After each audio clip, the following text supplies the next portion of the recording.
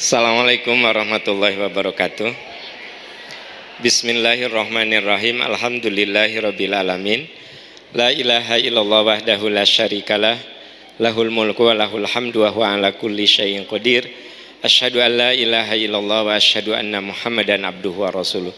Sehat semuanya? Sehat ya. Ibu bapak sahabat-sahabat sekalian, kita akan membahas pada akhirnya yang kita cintai akan pergi. Maksud pergi di situ satu saat dia akan hilang dari genggaman kita. Sok ibu katakan apa yang paling ibu suka? Apa yang ibu suka? Apa yang bapak suka? Semua bakal pergi. Maksud pergi itu ya dia akan hilang dari tangan kita. Rambut ibu ikal, tebal, hitam bakal pergi tidak?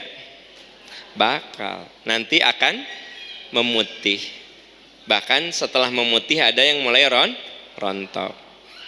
Gitu. Itu rambut. Nah, bapak, daya ingat bapak bagus. Percaya ke saya. Nanti satu saat daya ingat kita juga menurun. Makanya ahli hikmah mengatakan, belajar di waktu muda seperti melukis di atas batu. Belajar setelah tua seperti melukis di atas air. Itu peribahasa yang disampaikan, bukan peribahasa, nasihat yang disampaikan oleh ahli hikmah.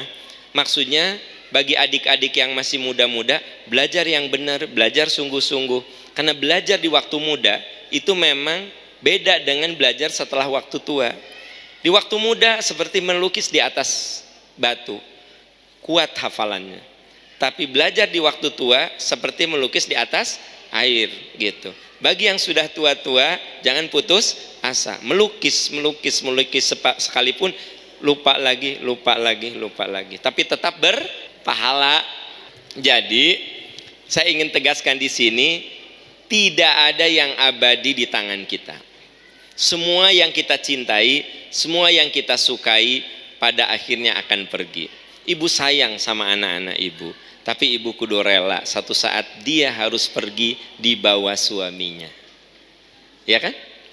Jadi ibu sesayang-sayangnya anak, nanti kalau dia punya suami, ibu kudu rela melepasnya. Sesayang-sayangnya ibu sama anak laki-laki, maaf ya, ibu, anak laki-laki ibu akan lebih perhatian kepada istrinya daripada ke ibu. Maka ibu jangan bilang ini, teh beda, berubah sekarang mah. Setelah punya istri teh ka mamah teh meni kurang perhatian, beda ayeuna mah. Suka ada nggak yang gitu? Eta teh si ibuna nggak nyadar bahwa sesayang-sayangnya sama anak cowok, dia kalau sudah menikah ya tentu lebih perhatian kepada istrinya, ya kan? Dan itu tidak dosa sebenarnya, karena kewajibannya adalah sekarang memperhatikan istrinya. Gitu, tetap berkewajiban kepada ibunya, tapi sudah berkurang tuh perhatian anak laki-laki itu kepada ibu dan kepada istrinya, ya kepada istrinya. Jadi kita kudu rela ibu, kalau anak kita sudah menikah, jadi jarang bareng sama kita, matak makin tua itu, punten kepada yang senior, itu suka ada rasa sepi. Nah, makanya apa? Saya lagi cerita, semua yang ada di tangan kita pasti pergi, ya, pasti pergi, gitu. Semua yang kita punya akan pergi. Makanya Nabi mengatakan kita harus pandai memanfaatkan momentum. Nah, karena momentum itu hanya sekali, ya. Jadi karena segala sesuatu itu akan pergi, maka tugas kita memanfaatkan momentum. Apa kata Rasulullah?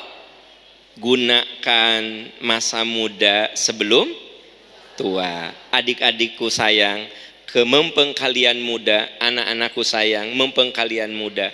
Sok belajar yang benar, cari rezeki yang sungguh-sungguh, datang ke pengajian dengan semangat, ibadah yang sungguh-sungguh, mempeng kalian muda anak-anak sekalian.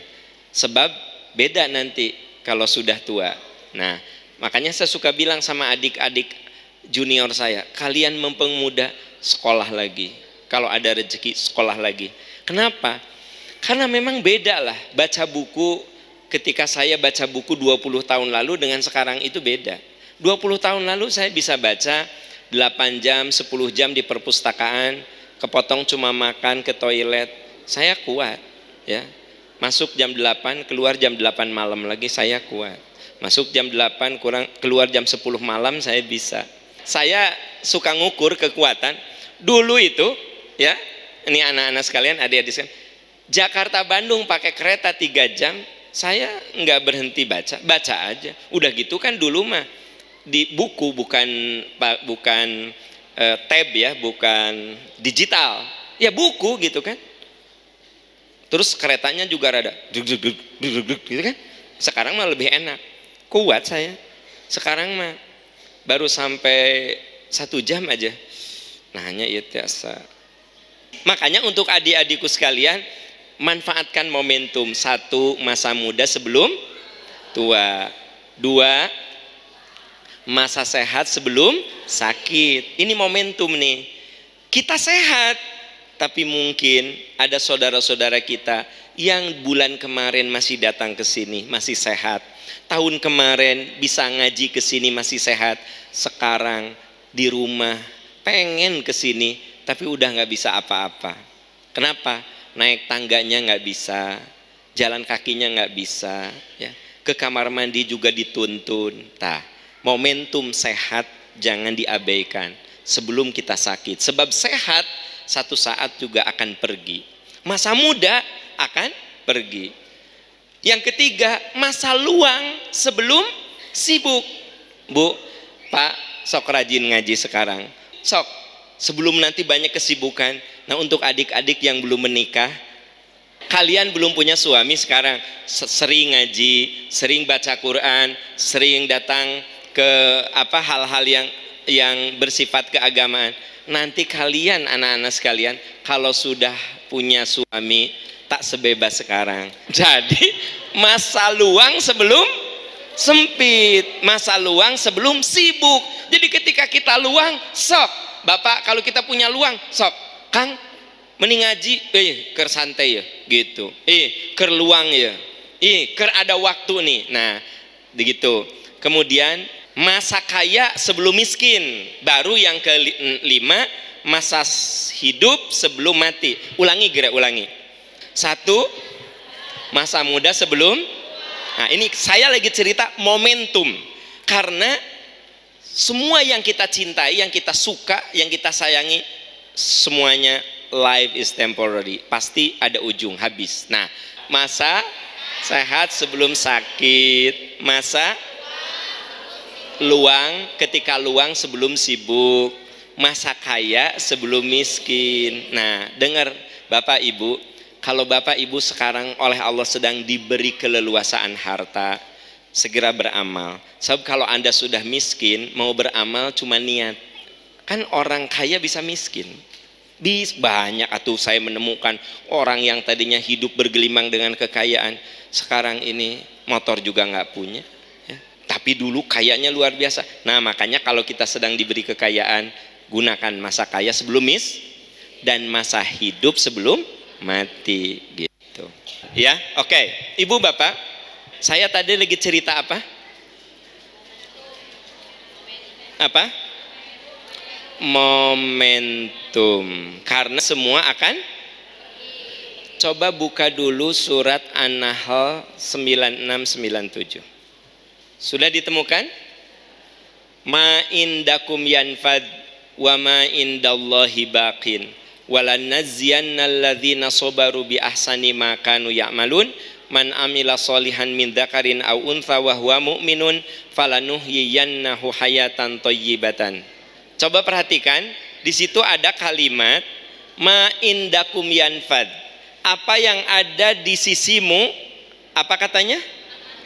Lenyap. Makanya pada akhirnya suatu saat yang kita cintai akan hilang.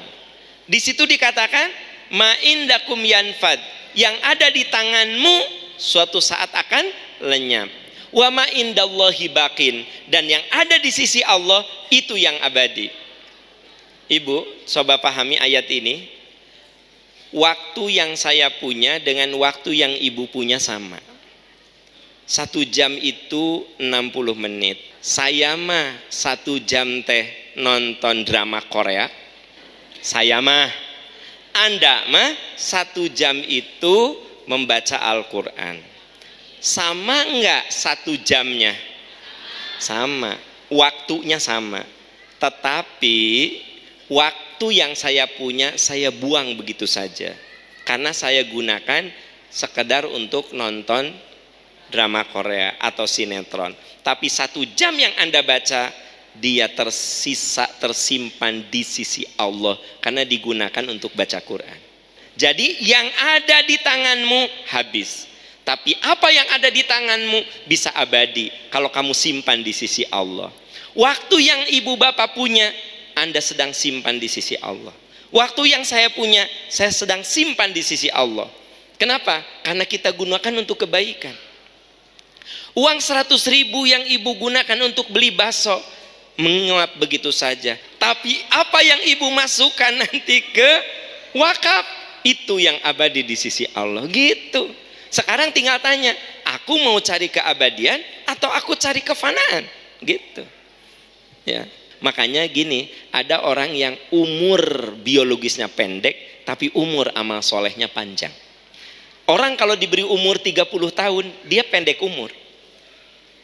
Siapa? Oh ya Allah, masih muda atuh, 30 tahun. Nah, tapi dari balik dia sering gunakan waktunya untuk kebaikan. Mungkin umur biologisnya 30, tapi umur amal solehnya bisa 15 tahun, setengah dari umur biologisnya. Ada yang meninggal usia 70 tahun, panjang umur pendek umur. Panjang umur hanya baru soleh 69,5 tahun. Soleh nanti baru 4 bulan yang lalu ya. Nah, Bapak Ibu, jadi saya ingin cerita di sini, apa yang ada di tangan kita pasti habis. Apa yang ada di sisi Allah pasti abadi. Tugas kita adalah bertanya, apakah saya mau menghabiskan dalam kefanaan ataukah saya mau menghabiskan dalam keabadian? Life is a choice. Hidup itu pilihan. Siapa yang memilihnya? Kita. Siapa yang memilihnya? Kita. Nah, jadi yang namanya dunia itu fana. Yang namanya apa yang ada di genggaman kita itu satu saat pasti akan meninggalkan kita.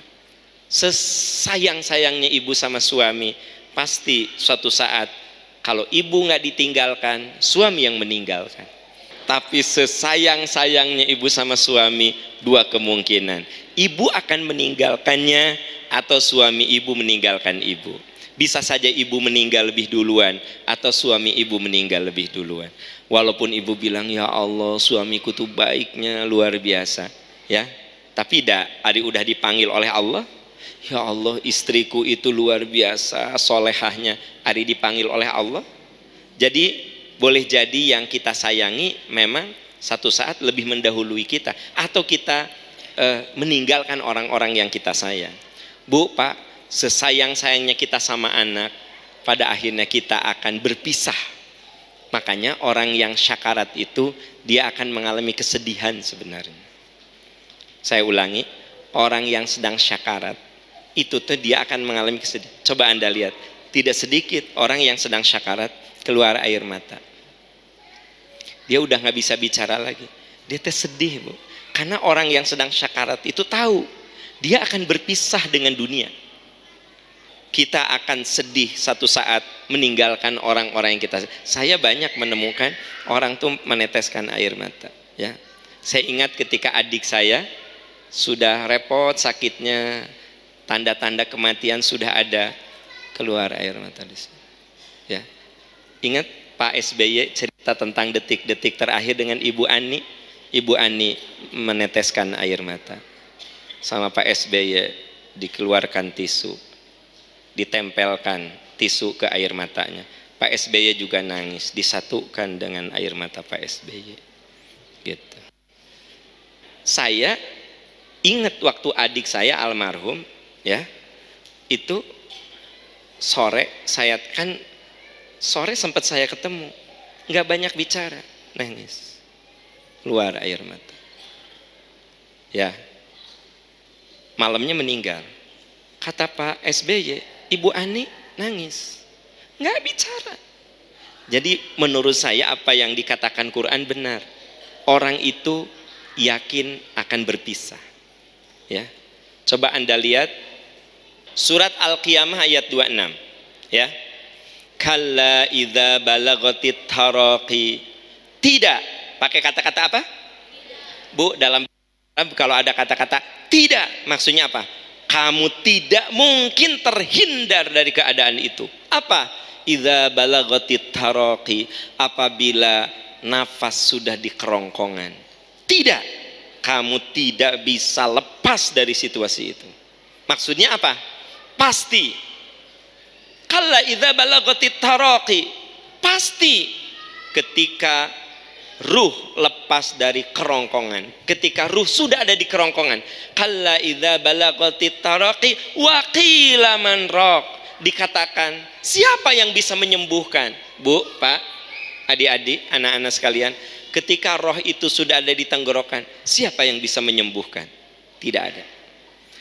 Di sekitarnya ada peralatan canggih, gak guna. Di sekitarnya ada dokter-dokter subspesialis yang berpengalaman, cerdas, pintar, nggak guna. Di sebelahnya ada obat-obat yang canggih. Kalla idza bal wa qila man raq, siapa yang bisa menyembuhkan? Wa dhanna annahul firaq, dia yakin itulah perpisahan dengan dunia. Siapa yang ia yakin itulah perpisahan? Siapa ia itu? Yang sedang syakarat. Ia yakin itulah perpisahan dengan siapa ia? Tahu di tengah aya nu kitu. Ia yakin ia itu yang sedang syakarat. Annahul firaq, itu perpisahan. Nah, Bu, Pak, dengar baik-baik sayang, Ibu, Bapak. Itu kesedihan muncul. Dia yakin kan itu perpisahan, ya gitu. Wa dhanna annahu wal tafatis saqu bisaq. Nah, saat itulah betis kiri betis kanan bertaut, maksudnya nahan rasa sakit, ya.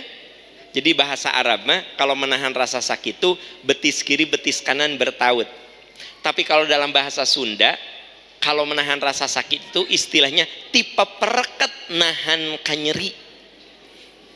Itu teh nahan sakit, ya. Ila rabbika yauma idzinil masak, saat itulah kamu akan digiring kepada Tuhanmu. Tabu, itulah kita akan berpisah dengan siapapun. Makanya orang yang akan meninggal kan tahu itu perpisahan. Matak sok aya nu sedih, ya. Ada guru saya ketika akan meninggal, ini putra-putranya yang cerita. Guru saya ini kan di ruang ICU. Itu indikator sudah menunjukkan bahwa dia udah benar-benar ngedrop. Tekanan jantung, tekanan semuanya udah ngedrop. Udah ngedrop, Bu. Biasanya orang kalau udah ngedrop begitu, udah nggak bisa gerak apa-apa. Udah aja gini aja. Terus alatnya ngedrop, ya bagaimana bisa gerak? Udah ngedrop semua. Tapi itu mah, Bu, katanya begitu ngedrop, semua anaknya mentalkinkan, ya kan gitu. Tiba-tiba beliau gitu tuh. Sampai semua kaget kan, ya kan secara medis harusnya tidak akan kuat begitu. Bu, saya bisa kuat begini, bisa jalan gini, karena alhamdulillah fungsi jantung saya semua masih bagus. Ya, sok maaf, Anda yang sudah ada bermasalah di jantungnya, jalan gini teh capek. Ibu bapak, nah jadi beliau ini berbaring, tiba-tiba terbangun, ya. Itu putra-putranya menalkinkan kan, bangun. Dia lihat anaknya satu-satu. Kan disebut sekitar tempat tidur itu anaknya. Dia lihat satu-satu. La ilaha illallah. Udah aja gitu. Ditatap dulu semua anaknya. La ilaha. Udah aja gitu. Bu, saya mah yakin dari beberapa kejadian memang orang yang akan meninggal tuh tahu dia akan berpisah. Sedihnya luar biasa, sedih. Makanya kalau orang soleh di tengah kesedihan gitu dihibur oleh malaikat. Kenapa dia sedih? Dia berpisah dengan dunia. Dia berpisah dengan orang yang dia sayang. Dia berpisah dengan anak, dia berpisah dengan cucu, berpisah dengan kehidupan dunianya. Dia sedih, ya. Tapi orang soleh mah walaupun sedih dihibur sama malaikat. Apa hiburannya? Buka Fussilat ayat 30. Buka hiburannya. Hanya hiburan apa? Hiburan dari Allah. Buka surat apa? Fussilat. Surat keberapa? 41 ayat 30. Ya. Surat Fussilat ayat 30. Bentar. Sudah? Coba perhatikan. Innalladzina qalu rabbunallah tsumma istaqamu, orang yang mengatakan Tuhan kami adalah Allah terus istiqomah, dia yakin Allah itu Tuhannya, terus dia lurus, lempeng, istiqomah dalam kebaikan. Kalau meninggal, coba Anda lihat di situ, tatanazzalu alaihimul malaika, malaikat turun menyambut ruhnya. Apa kata malaikat? Allah takhafu, jangan takut, jangan sedih, jangan Allah takhafu wala tahzanu, jangan sedih, wa absyiru bil jannati allati kuntum tu'adu. Bu dengar baik-baik Pak. Tadi saya katakan kalau kita mau pisah sama orang yang kita sayang, sedih enggak? Sedih Bu. Mata orang yang syakarat banyak yang meneteskan air mata, tapi dia udah nggak bisa bicara. Ya, itu guru saya itu tiba-tiba berdiri, ya maksudnya duduk gitu, tadinya berbaring duduk, dia tatap, tidak ada kata-kata apapun, tatap matanya satu-satu. Lah, saya kan gitu. Maksud saya apa? Sedih. Tapi begitu sedih, nah kalau orang soleh, lihat di ayat itu, apa kata malaikat? Allah takhafu, jangan takut, wala tahzanu, jangan sedih. Wa absyiru bil jannati allati kuntum tu'adun, bergembiralah dengan surga yang Allah siapkan untukmu. Nah, saya teh lagi cerita, semua yang ada di tangan kita pasti akan kita tinggalkan. Semua yang kita cintai pasti akan kita tinggalkan. Makanya kita harus memanfaatkan momentum masa sehat sebelum sakit, masa muda sebelum tua, masa senggang sebelum sempit, ya sibuk, masa kaya sebelum miskin, masa hidup sebelum mati. Nah, pertanyaan berikutnya, setelah kita tahu bahwa yang kita cintai itu bakal habis, setelah kita tahu bahwa yang kita cintai bakal kita tinggalkan, apapun itu, mau keluarga, mau pekerjaan, mau suami, mau istri, apapun, termasuk karir. Ada nggak orang yang karirnya lagi bagus, dia harus meninggalkan? Ada. Nah, sekarang pertanyaan berikutnya yang harus dijawab, ya, bagaimana supaya kita mau menerima kalau yang kita cintai itu lepas dari tangan kita? Pertanyaan utamanya apa, Bu? Bagaimana cara supaya kita bisa menerima kalau yang kita cintai itu lepas dari tangan kita? Bu, gimana caranya kalau ibu sedang sehat, tiba-tiba ibu sakit, gimana agar kita bisa menerima yang kita sayangi yaitu sehat lepas dari tangan kita? Gimana caranya supaya kita bisa menerima? Gitu. Jadi sub pembahasan berikutnya akan saya bahas cara agar kita bisa menerima, agar jiwa kita bisa menerima kalau yang di tangan kita itu lepas. Ya, gimana kalau istri Bapak yang Bapak sayang, dia meninggal lebih dulu, apa yang Bapak harus lakukan? Gimana caranya supaya kita bisa menerima kalau anak ibu yang ibu sayang itu mendahului ibu? Ada nggak yang anaknya lebih dulu meninggal?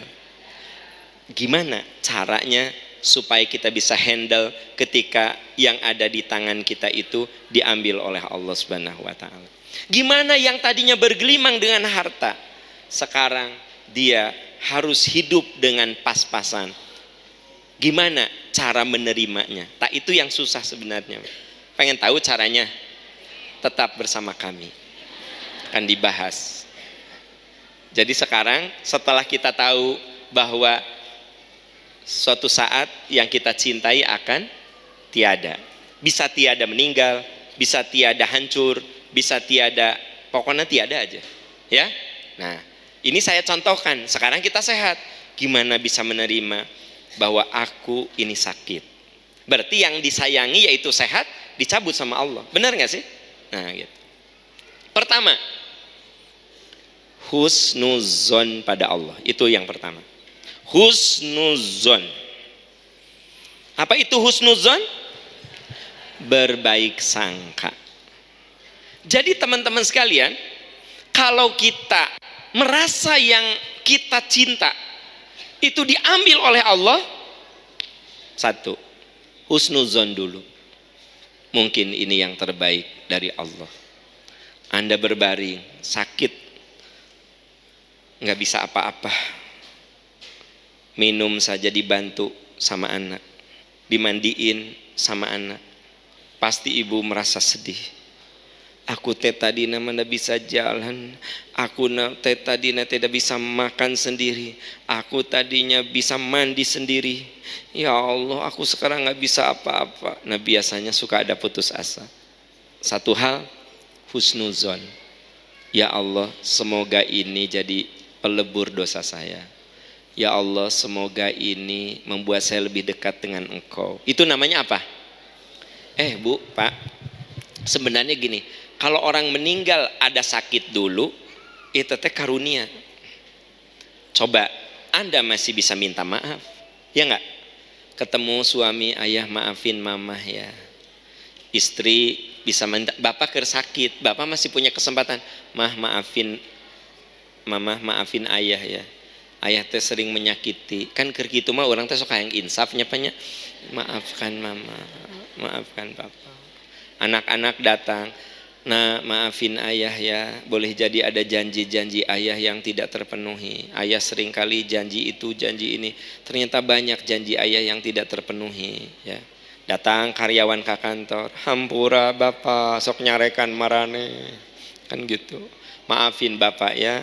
Bu, orang sakit itu disayang sama Allah, dia berkesempatan untuk minta maaf, dia berkesempatan untuk taubat. Ya Allah, sebelum saya mati, ampuni dosa-dosa saya, maafkan kesalahan saya, jadikan rasa sakit saya pelebur bagi dosa-dosa saya ya Allah. Tatos dibersihkan sabulan, 2 bulan, aya nu 1 tahun, 2 tahun, maut udah bersih ya, udah bersih. Kalau badan kita kotor mah sudah bebersih lah ya kan gitu. Nah, jadi kalau orang tadinya sehat terus sakit, sebenarnya apa? Allah tuh sayang sama dia. Kalau husnuzon, tapi boleh jadi, ya Allah, kenapa saya? Kenapa? Berontak kan? Kenapa? Nah itu karena suudzon. Begitu. Jadi ibu bapak, sekarang di antara ibu bapak ada yang sedang kehilangan apa? Coba husnuzon. Husnuzon. Ya. Saya pernah menemukan orang yang jadi soleh justru setelah anaknya meninggal. Dia bilang, Pak Am, saya mah soleh, umur saya udah 69 tahun. Ketika anak bungsu saya meninggal, di situ saya baru sadar bahwa saya juga akan meninggal. Padahal saya sering melihat orang meninggal, tapi begitu anak saya meninggal, saya saksikan dengan mata kepala saya bagaimana proses syakaratnya dia. Saya jadi sadar, jadi rajin ngaos, jadi dia sedih sekali kehilangan putrinya, tapi dia kemudian husnuzon. Ini pelajaran berharga untuk saya. Ya, maaf, ada yang rumah tangganya gagal, sedih.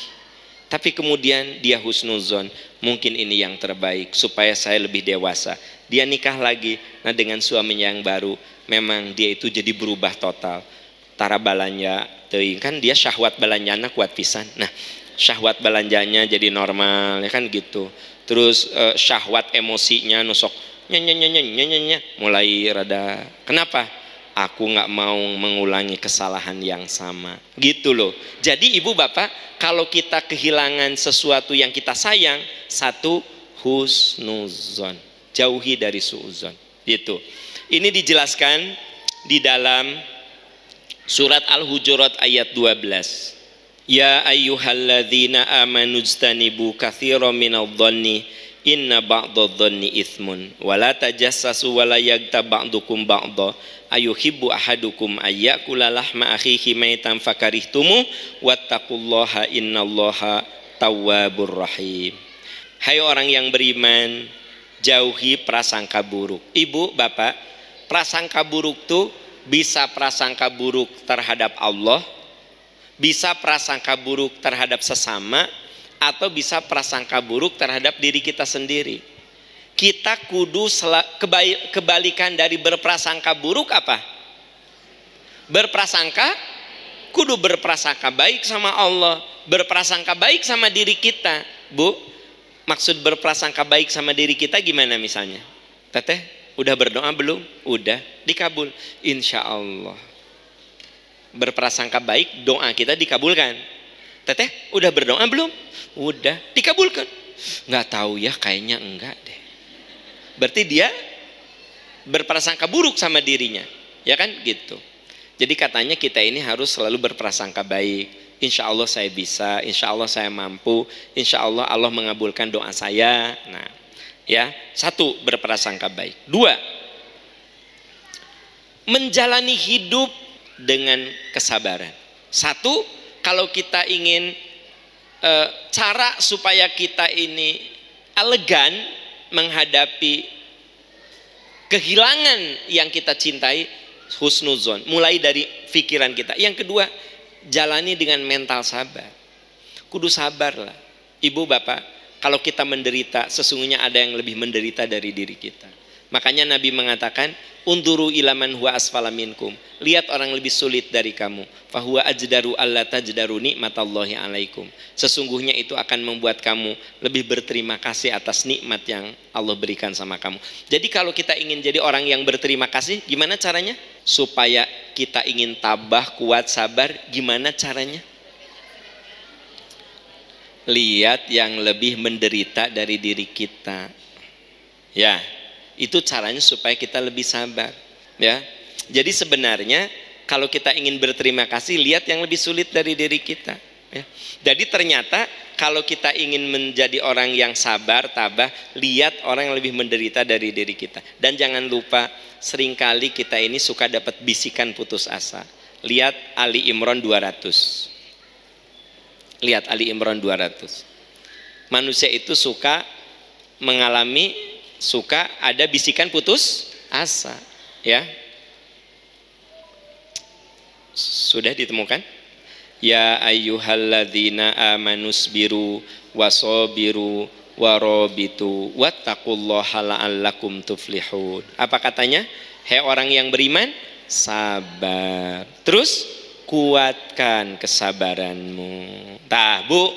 Jadi kudu dikuatkan, kuat. Makanya kalau ada teman kita lagi diuji, hibur, motivasi. Teteh insya Allah damang, saya doakan teteh cepat sembuh. Gitu, ya. Ya aku teh punya anak ini susah dididik teh. Teteh sing sabar. Katanya anak itu ujian. Nabi Nuh oge diujinya sama anak. Apalagi kita tuh teteh. Yuk kita doakan, saya doakan anak teteh soleh. Jadi Bu, kita ini isbiru sobiru robitu, sabar, kuatkan kesabaranmu, waspada dari bisikan putus asa. Jadi kalau kita ingin menerima kenyataan kalau yang kita cintai itu pada akhirnya akan hilang dari genggaman kita, husnuzon. Dua, sabar. Tiga, tawakal. Naon Bu? Tawakal. Tawakal. Apa itu tawakal? Ibu coba lihat Al-Ahzab ayat 3, wa tawakkal 'alallah wa kafa billahi wakila. Bertawakallah kepada Allah, cukuplah Allah sebagai pemeliharamu, cukuplah Allah sebagai pelindungmu. Ibu bapak, pelindung yang sesungguhnya mah bukan manusia. Ketika semua orang mau mencelakakan kita, lalu Allah melindungi kita, kita celaka enggak? Tidak akan. Semua orang berencana mencelakakan kita, tapi Allah melindungi kita, Anda nggak akan celaka. Semua orang melindungi kita, tapi Allah menakdirkan kita kudu celaka. Celaka nggak?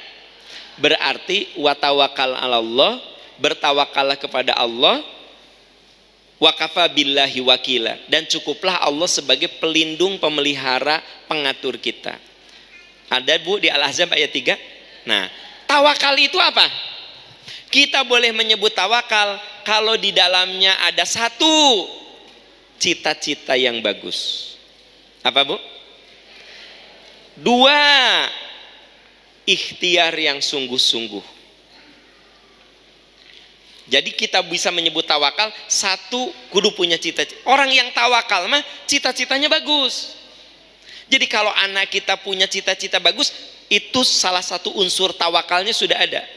Yang kedua, ikhtiar yang sungguh-sungguh. Orang yang tawakal itu bukan hanya punya cita-cita, tapi dia berikhtiar dengan sungguh-sungguh. Yang ketiga, membingkai dengan doa. Nah, orang tawakal itu 1, cita-citanya bagus. 2, 3, ya. 4, syukur kalau sukses. 5, sabar kalau belum sukses. Jadi di dalam tawakal itu harus ada berapa unsur? 5. 1, cita-cita yang bagus. 2, ikhtiar yang sungguh-sungguh. 3, bingkai dengan doa. 4, sukses. 5, Bapak Ibu, hidup kita kudu punya cita-cita bagus. Bahkan kata Nabi, kalau kamu minta surga, mintanya teh kudu bagus. Idza sa'altumul jannata fas'alul firdausa fa innaha 'alal jannah. Kalau kau minta surga, minta firdaus, itu surga tertinggi. Ideal enggak? Kudu gitu. Jangan, ya Allah beri saya surga, kelas melati juga enggak apa-apa ya Allah, saya mah di halamannya juga udah cukup ya Allah, pokoknya asup surga lah, saya mah kelas melati juga enggak apa-apa. Kata Nabi, jangan begitu. Kalau kau minta surga, minta firdaus, itu surga tertinggi. Berarti ideal tidak? Cita-cita bagus. Tapi cita-cita bagus nggak cukup, barengi dengan kerja yang ikhtiar. Ari doa minta surga, ari tahajud enggak, subuh dijamak jang lohor, gimana sih? Ya kan gitu. Dosa dan maksiat dijauhi. Ari cita-cita, ya Allah beri saya surga firdaus. Ari kelakuan nggak nyambung. Kalau kita minta surga firdaus, berarti kelakuan kita kudu menggambarkan calon ahli surga. Terus yang ketiga doa, ya doa, ya. Mohon, minta sama Allah. Nah yang keempat, syukur kalau sukses. Tapi mungkin enggak kita sudah ikhtiar yang sungguh-sungguh tapi gagal? Sabar. Nah itu yang disebut dengan fa'idha azamta fatawakal ala Allah wa tawakal ala Allah wa kafa billahi wakila. Nah, jadi Bu, hari ini kita sudah membahas apa? Pada akhirnya semua yang kita cintai akan pergi, ya. Makanya jangan lupa momentum, masa sehat sebelum sakit, masa kaya sebelum miskin, masa muda sebelum tua, masa senggang sebelum sempit, masa hidup sebelum mati, ya kan? Gitu, momentum. Kalau satu saat yang kita cintai lepas, hilang dari tangan kita, 1, sikapi dengan husnuzon. 2, sikapi dengan sabar. 3, sikapi dengan tawakal. Di dalam tawakal itu ada berapa unsur? 5. 1, cita-cita yang bagus, ikhtiar yang sungguh-sungguh, doa, syukur, sabar, ya. Terakhir, ridho dengan apa yang Allah berikan. Ridho, terakhir, ridho dengan ketetapan Allah. Ridho dengan ketetapan Allah. Ridho dengan ketetapan Allah. Ridho. Ridho. Ibu, ada doa pagi yang suka ibu baca? Doa pagi, doa sore apa? Doa pagi, doa sore apa? Raditu billahi robba. Terus? Wabil islami dina. Terus? Wabi Muhammadin nabiya. Itu teh doa pagi. Boleh ditambahi robizid. Jadi kalau ibu udah wirid zikir di sholat subuh, Udah beres semuanya, raditu billah, saya ridho ya Allah. Ridho nih. Raditu billahi robba, saya ridho engkau Tuhan saya. Wabil islami dina, saya ridho ya Allah, Islam itu agama saya. Saya ridho diatur oleh Islam. Dan saya ridho Nabi Muhammad itu sebagai utusan dan Nabi saya. Jadi artinya finally paling akhir kita itu kudu ridho dengan apa yang Allah berikan. Ibu, tak semua orang diberi yang ideal. Ada nggak diberi ibu yang penuh perhatian, kasih sayang, arif, sampai ketika ditanya, apa pandanganmu terhadap bunda? Nangis. Bundaku adalah pahlawanku, malaikatku. Dia adalah segalanya bagiku. Dia korbankan kebahagiaannya untuk aku. Pokoknya bagiku ibu adalah segala-galanya. Berarti alhamdulillah Anda diberi ibu bunda yang hebat. Pas nusa orang deh, hari ibu menurut kamu gimana? Gitulah. Ya gitulah. Ya gitulah. Ya gitu. Nah, Bu, di sini kalau saya tanya satu persatu, pengalaman Anda tentang bunda beda-beda. Tapi dengar, Anda kudu ridho, itu yang Allah kasih sama Anda. Ya enggak? Ada juga yang menurutmu bapak itu siapa? Ya Allah, bapak itu Pak Aam, diamannya sesibuk apapun dia mau menyisihkan waktu bareng sama saya waktu kecil. Saya teh sama bapak teh deket pisan. Pokoknya bapak saya itu sesibuk apapun, kadang dia jemput saya.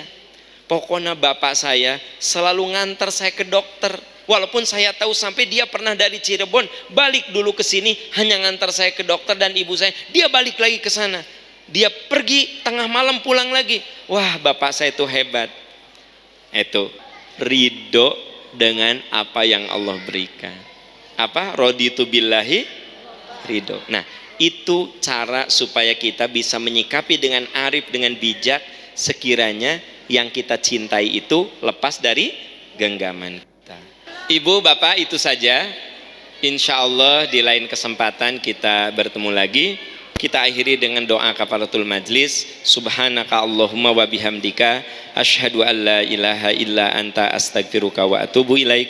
Rabbana atina fid dunya hasanah wa fil akhirati hasanah wa qina adzabannar. Walhamdulillahirabbil alamin. Wassalamualaikum warahmatullahi wabarakatuh.